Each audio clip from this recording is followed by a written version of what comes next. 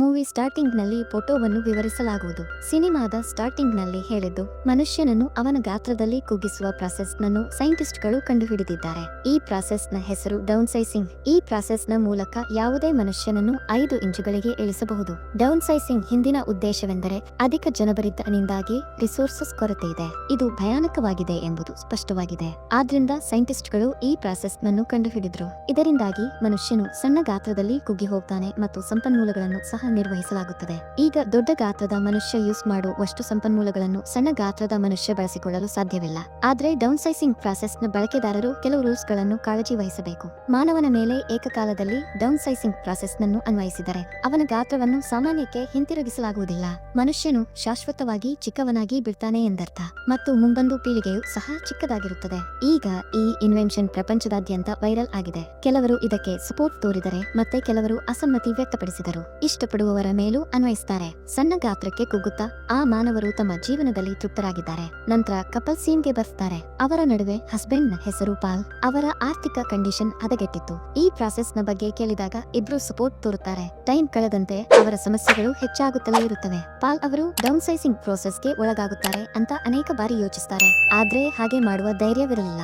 ಒಂದು ದಿನ ಪಾಲ್ ಪಾರ್ಟಿಗೆ ಹೋಗ್ತಾನೆ. ಅಲ್ಲಿ ಅವನು ಅವನ ಫ್ರೆಂಡ್ ಮತ್ತು ಅವನ ಹೆಂಡತಿಯನ್ನು ಫೇಸ್ ಮಾಡ್ತಾನೆ. ಸಣ್ಣ ಗಾತ್ರದಲ್ಲಿ ಕುಗ್ಗಿದ ನಂತರ ಮತ್ತು ಈ ಪ್ರಾಸೆಸ್ ನನ್ನು ಬಳಸಿದ ನಂತರ ಯಾರು ತಮ್ಮ ಜೀವನದಿಂದ ಸಂತೋಷ ಪಡುತ್ತಿದ್ರು ಮತ್ತು ಅವರು ಈ ಪಾರ್ಟಿಯನ್ನು ಸಣ್ಣ ಗಾಜಿನ ಬಾಕ್ಸ್ ನಲ್ಲಿ ತಲುಪುತ್ತಾರೆ. ಪಾಲ್ ಅವನ ಫ್ರೆಂಡ್ ದೊಂದಿಗೆ ತುಂಬಾ ಮಾತನಾಡ್ತಾನೆ. ಅವನ ಫ್ರೆಂಡ್ ಎಲ್ಲಾನು ಹೇಳ್ತಾನೆ. ಡೌನ್ ಸೈಸಿಂಗ್ ಪ್ರಾಸೆಸ್ ನನ್ನು ಅನ್ವಯಿಸಿದ ನಂತರ ನನ್ನ ಜೀವನದಲ್ಲಿ ನಾನು ತುಂಬಾ ತೃಪ್ತಿ ಹೊಂದಿದ್ದೇನೆ. ನಾನು ದೊಡ್ಡವನಾಗಿದ್ದಾಗ ನನ್ನ ಜೀವನದಲ್ಲಿ ಅನೇಕ ತೊಂದರೆಗಳಿದ್ದವು. ಈಗ ನಾನು ನನ್ನ ಜೀವನದಲ್ಲಿ ತುಂಬಾ ತೃಪ್ತಿ ಹೊಂದಿದ್ದೇನೆ. ನಾವು ಮೊದಲು ಸಣ್ಣ ಪ್ರಾಪರ್ಟಿಯನ್ನು ಹೊಂದಿದ್ದೇವೆ, ಅದನ್ನು ಈಗ ವಿಸ್ತರಿಸಲಾಗಿದೆ. ಈಗ ನಾನು ಶ್ರೀಮಂತ ವ್ಯಕ್ತಿಯಾಗಿ ಬೆಳೆದಿದ್ದೇನೆ. ಅದನ್ನು ತಿಳಿದ ಪಾಲ್ ಮತ್ತು ಅವನ ಹೆಂಡತಿ ತುಂಬಾ ಸ್ಫೂರ್ತಿ ಪಡೆದಿದ್ದಾರೆ. ಅವರು ತೃಪ್ತಿಕರವಾಗಿ ಭಾವಿಸುತ್ತಾರೆ ಮತ್ತು ಇಬ್ರು ಡಿಸೈಡ್ ಮಾಡ್ತಾರೆ ಅವರು ಖಂಡಿತವಾಗಿಯೂ ಈ ಪ್ರೋಸೆಸ್ಗೆ ಒಳಗಾಗುತ್ತಾರೆ. ನಂತರ ಪೌಲ್ ಮತ್ತು ಅವರ ಪತ್ನಿ ಡೌನ್ ಸೈಸಿಂಗ್ ಮೀಟಿಂಗ್ಗೆ ಭೇಟಿ ನೀಡ್ತಾರೆ. ಆದ್ರಿಂದ ಅವರು ಅದರ ಬಗ್ಗೆ ಹೆಚ್ಚಿನ ಇನ್ಫಾರ್ಮೇಶನ್ ಅನ್ನು ಪಡೆಯಬಹುದು. ಅವರ ಪ್ರಾಪರ್ಟಿ ಅನ್ನು ಚಿಕ್ಕದಾಗಿ ವಿಸ್ತರಿಸಲಾಗುವುದು ಅಂತ ಅವರಿಗೆ ತಿಳಿಸಲಾಗಿದೆ. ತಕ್ಷಣವೇ ದೊಡ್ಡ ಗಾತ್ರದ ರೀಸನ್ ಬಿಸ್ಕತ್ತು ಅವರ ಹಸಿವನ್ನು ನೀಗಿಸಲು ಸಾಧ್ಯವಿಲ್ಲ.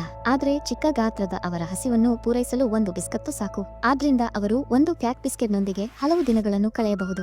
ಈಗ ಅವರ ಹಸಿವಿನ ಬೇಸಿಕ್ ಡಿಮ್ಯಾಂಡ್ ಗಳನ್ನು ಪೂರೈಸಲಾಗಿದೆ. ಈಗ ಒಬ್ಬ ಲೇಡಿ ಪಾಲ್ಗೆ ತಿಳಿಸ್ತಾಳೆ, ಅವನ ಪ್ರಾಪರ್ಟಿಯನ್ನು ನೋಡಿ. ನೀವು ಕುಗ್ಗಿದಾಗ ನಿಮ್ಮ ಪ್ರಾಪರ್ಟಿನ ರೀಸನ್ 200 ಮಿಲಿಯನ್ಗೆ ರೀಸನ್ ಆಗುತ್ತೆ. ಅದನ್ನು ಕೇಳಿ ಪಾಲ್ ಸಂತೋಷಪಟ್ಟನು. ಆದ್ರೆ ಪ್ರಾಬ್ಲಮ್ ಇದು, ಕುಗ್ಗಿದ ನಂತರ ಅವರು ತಮ್ಮ ದೊಡ್ಡ ಗಾತ್ರಕ್ಕೆ ಹಿಂತಿರುಗಲು ಸಾಧ್ಯವಿಲ್ಲ.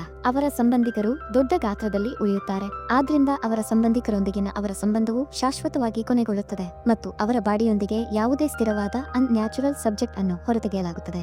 ಆರ್ಟಿಫಿಷಿಯಲ್ ಹಲ್ಲುಗಳನ್ನು ಸಹ ಹೊರತೆಗೆಯಲಾಗುವುದು. ಯಾಕಂದ್ರೆ ಕೇವಲ ಹ್ಯೂಮನ್ ದೇಹವು ಕುಗ್ಗುತ್ತದೆ, ಬಾಡಿಯೊಂದಿಗೆ ಸ್ಥಿರವಾದ ಅನ್ಯಾಚುರಲ್ ಸಬ್ಜೆಕ್ಟ್ ಅಲ್ಲ. ಹಾಗೆ ಮಾಡದ ರೀಸನ್ ಅವರು ಸತ್ತಿರಬಹುದು. ಪಾಲ್ನ ಹಲ್ಲಿನೊಂದಿಗೆ ಸ್ಥಿರವಾದ ಲೋಹವಿದೆ, ಆದ್ರಿಂದ ಅವನು ಅದನ್ನು ಪ್ರತ್ಯೇಕಿಸ್ತಾನೆ ಮತ್ತು ಸೈಂಟಿಸ್ಟ್ ಅವನ ದೇಹದ ಎಲ್ಲಾ ಕೂದಲನ್ನು ತೆಗೆದು ಹಾಕ್ತಾನೆ. ತಯಾರಾಗಿ ಹಸ್ಬೆಂಡ್ ಹೆಂಡತಿ ಇಬ್ರು ಒಬ್ಬರಿಗೊಬ್ಬರು ಬೈ ಹೇಳ್ತಾರೆ. ನಾವು ಈಗ ಸಣ್ಣ ಗಾತ್ರದಲ್ಲಿ ಪರಸ್ಪರ ಭೇಟಿಯಾಗುತ್ತೇವೆ ಅಂತ ಅವರು ಹೇಳ್ತಾರೆ. ಪಾಲ್ ಮೊದಲು ಡೌನ್ ಸೈಸಿಂಗ್ ಗೆ ಒಳಗಾಗುತ್ತಾನೆ. ಅದು ಇನ್ನು ಅವನ ಹೆಂಡತಿಯ ಮೇಲೆ ಅನ್ವಯಿಸುವುದಿಲ್ಲ.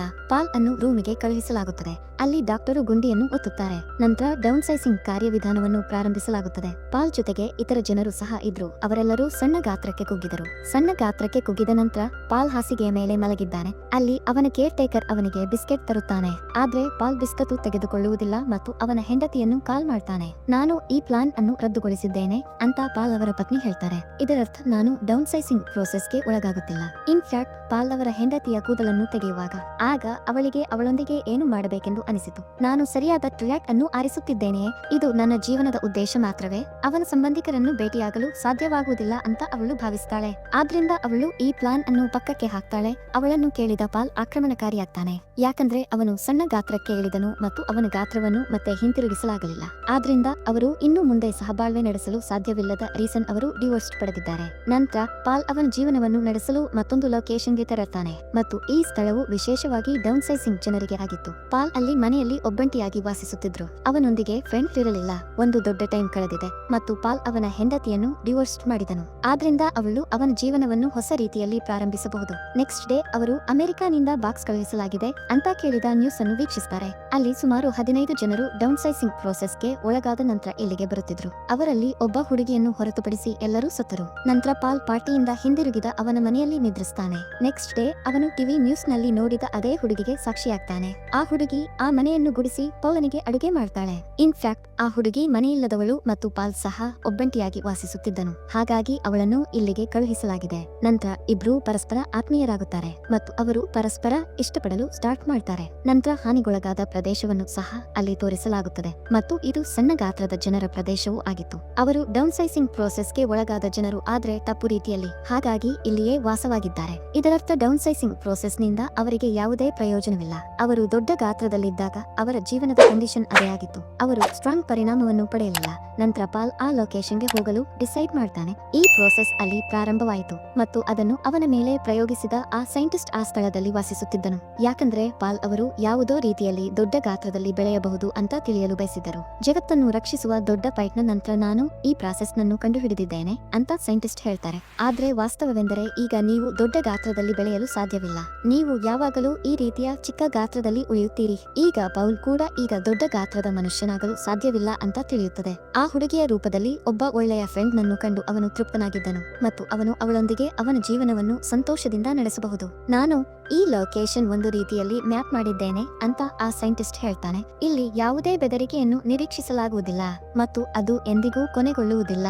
ನೀವು ಬಯಸಿದರೆ ನೀವು ನಮ್ಮೊಂದಿಗೆ ವಾಸಿಸಬಹುದು. ಆದ್ರೆ ಪಾಲ್ ಹೇಳ್ತಾರೆ, ಇಲ್ಲ, ನಾನು ಭೂಮಿಯ ಅಂತ್ಯದೊಂದಿಗೆ ಕೊನೆಗೊಳ್ಳಲು ಬಯಸುತ್ತೇನೆ ಮತ್ತು ನನ್ನ ಉಳಿದ ಜೀವನದಲ್ಲಿ ನಾನು ಆನಂದದಿಂದ ಬದುಕಲು ಬಯಸುತ್ತೇನೆ. ಆದ್ರಿಂದ ಅವನು ಅವನ ಲೊಕೇಶನ್ಗೆ ಹಿಂತಿರುಗುತ್ತಾನೆ ಮತ್ತು ಅವನು ಆ ಹುಡುಗಿಯೊಂದಿಗೆ ಸಂತೋಷದ ಜೀವನವನ್ನು ಸ್ಟಾರ್ಟ್ ಮಾಡ್ತಾನೆ, ಹೊಸ ಆರಂಭದೊಂದಿಗೆ. ಮತ್ತು ಮೂವಿ ಸೀನ್ ನಲ್ಲಿ ಪೂರ್ಣಗೊಳ್ಳುತ್ತದೆ. ಫ್ರೆಂಡ್ಸ್, ಈ ವಿಡಿಯೋ ನಿಮ್ಗೆ ಇಷ್ಟ ಆಗಿರಬಹುದು ಅಂತ ಅಂದುಕೊಳ್ಳುತ್ತೇನೆ.